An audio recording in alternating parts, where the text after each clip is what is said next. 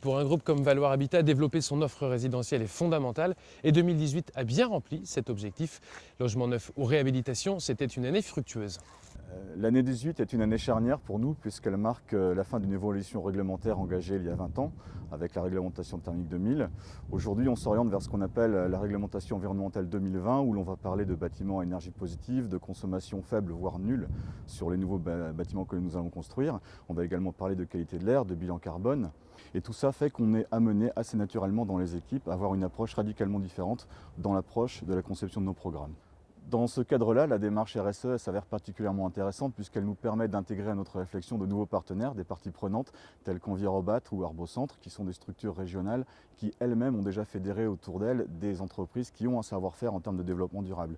Nous nous rapprochons également du monde universitaire avec des écoles d'ingénieurs telles que l'INSA Centre-Val de Loire qui nous permettent d'avoir une réflexion un petit peu plus théorique sur notre démarche.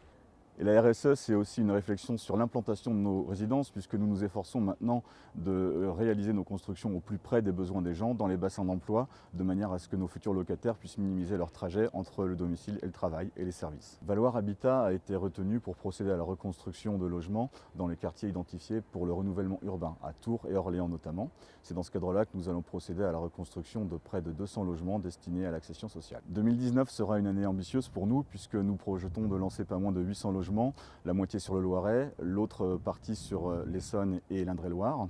Nous envisageons également de lancer nos premiers bâtiments collectifs en matériaux biosourcés dès l'année 2019. Et enfin, nous allons relancer la gamme de maisons individuelles de notre activité CCMI grâce à un nouveau catalogue qui a été arrêté en cette fin d'année 2018. Nous sommes ici devant l'ensemble immobilier Le Melleret, situé à Saint-Denis-en-Val, commune de la métropole orléanaise.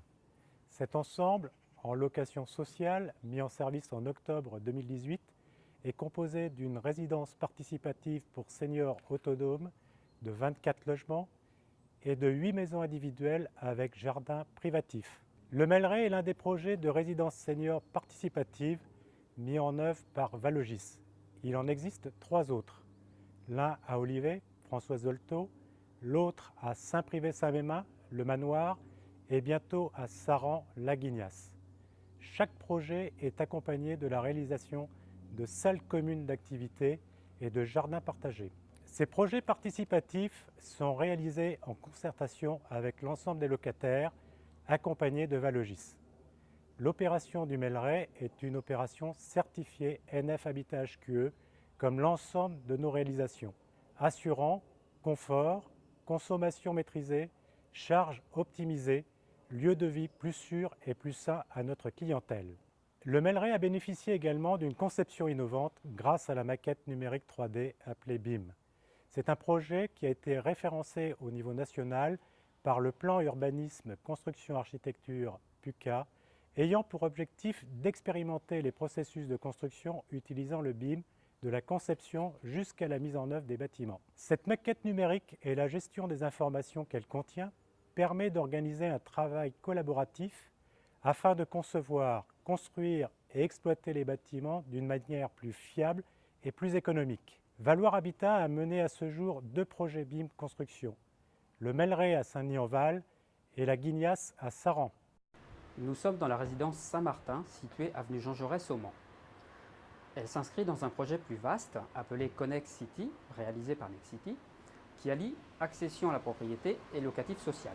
La résidence F2M comporte 22 logements, allant du T2 au T4.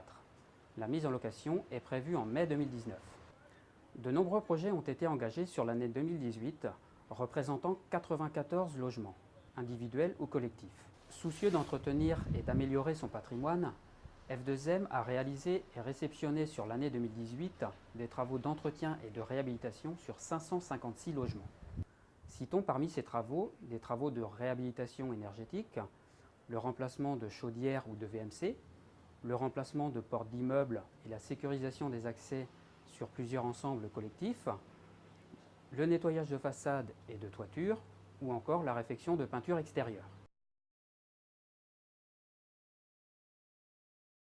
Améliorer le cadre de vie des locataires et réduire leurs factures énergétiques sont les 2 axes qui guident les travaux de réhabilitation que nous menons sur le patrimoine.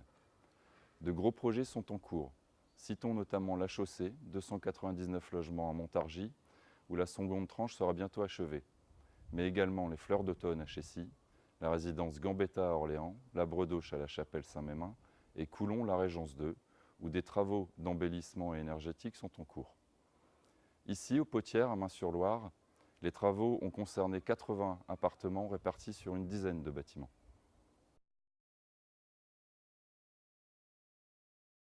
Afin d'accompagner le locataire dans leur parcours résidentiel, nous mettons en vente nos logements à des conditions préférentielles.